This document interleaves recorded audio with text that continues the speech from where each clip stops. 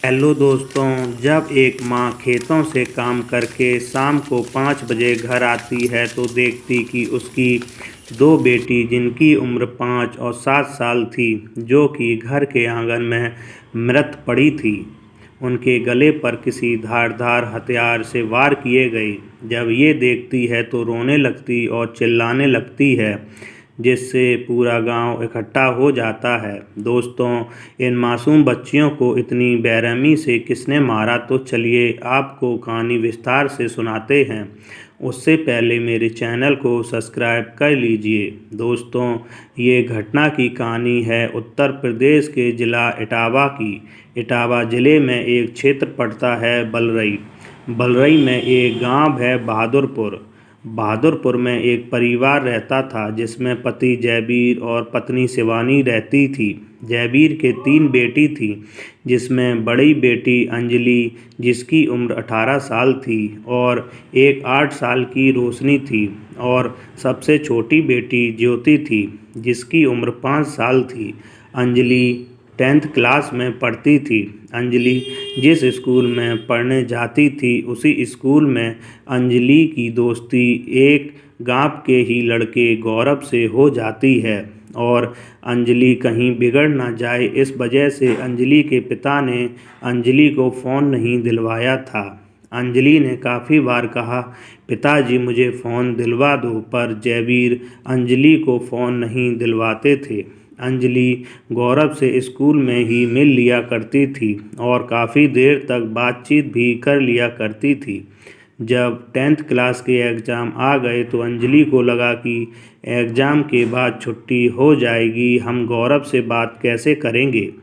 तो अंजलि गौरव से कहती, एग्ज़ाम ख़त्म होने के बाद मुझे फ़ोन ख़रीद कर दे दो, जिससे हम तुमसे बात करते रहा करें। और फिर एग्ज़ाम 10th क्लास के होते हैं। लास्ट एग्ज़ाम के दिन गौरव अंजलि को एक फ़ोन लेकर दे देता है। 2 महीने की छुट्टी हो जाती है।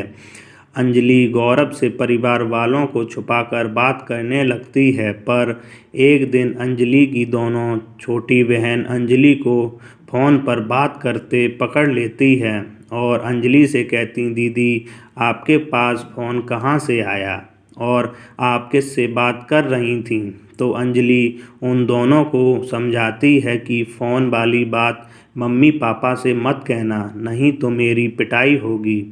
पर दोनों छोटी बहनें ना समझ थीं।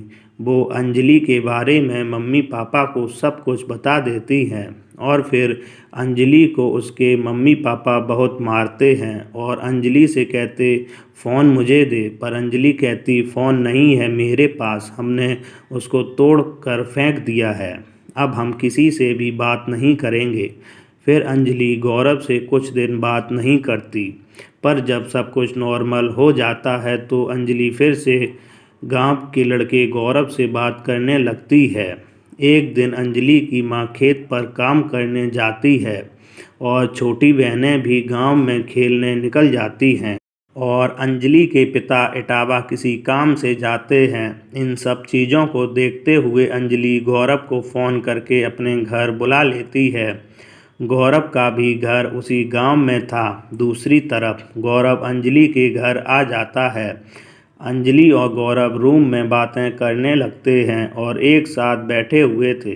तभी अंजलि की दोनों बहनें घर आ जाती हैं और चुपके से रूम के अंदर की आवाज़ सुनने लगती हैं कि दीदी किससे बात कर रही हैं, और गेट में एक होल होता है, उससे देखती हैं कि दीदी किसी लड़के के साथ बात कर रही हैं। वो दोनों मासूम बहनें दरवाज़ा खटखटाती हैं तो अंजलि डर जाती है और गेट खोलकर बाहर आती तो कहती, बहनों से मम्मी पापा को मत बताना, नहीं तो मुझे मार देंगे। पर दोनों बहनें नहीं मानती और कहती, हम बताएंगे। उधर गौरव को अंजलि घर से भगा देती है। गौरव घर से निकल जाता है। तभी अंजलि को बहुत तेज गुस्सा आती है और वहीं रख के फावड़े से दोनों बहनों के सर पर वार करती है और गले को फावड़े से काट देती है, और दोनों मासूम बच्ची मर जाती हैं। फिर अंजलि फावड़े को पानी से धुल देती है और गेट बंद करके गांव में निकल जाती है।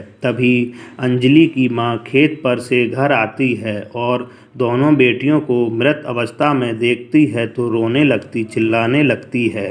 तभी पूरा गांव इकट्ठा हो जाता है और जयवीर को भी फ़ोन किया जाता। जयवीर भी तुरंत इटावा से गांव पहुंच जाते हैं और पुलिस को भी फ़ोन करके बुला लिया जाता है।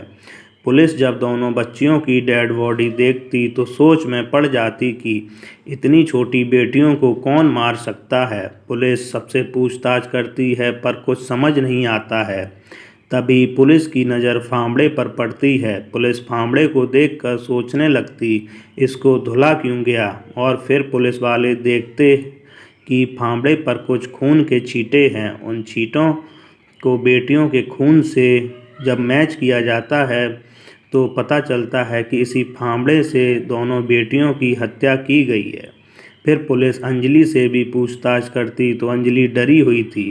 पुलिस को कुछ शक हो जाता है और पुलिस देखती कि अंजलि के सूट पर भी खून के कुछ छींटे हैं, क्योंकि अंजलि सूट बदलना भूल गई थी और धुलना भी। जब पुलिस वाले अंजलि के सूट पर पड़े खून के छींटों को बेटियों के खून से मिलाती है, मैच कराती है, तो खूनी का पता चल जाता है और अंजलि अपना जुर्म कबूल कर लेती है। फिर अंजलि को जेल भेज दिया जाता है।